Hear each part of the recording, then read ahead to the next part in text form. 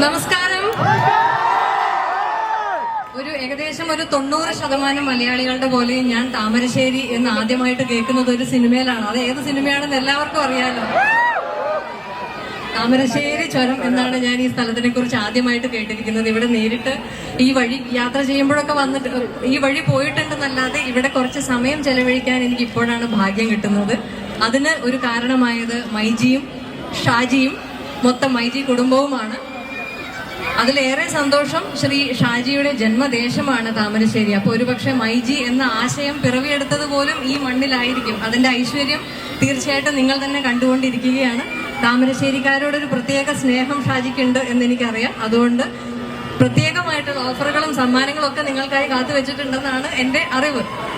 എന്തായാലും ഓണക്കാലം കൂടെ വരികയാണ്.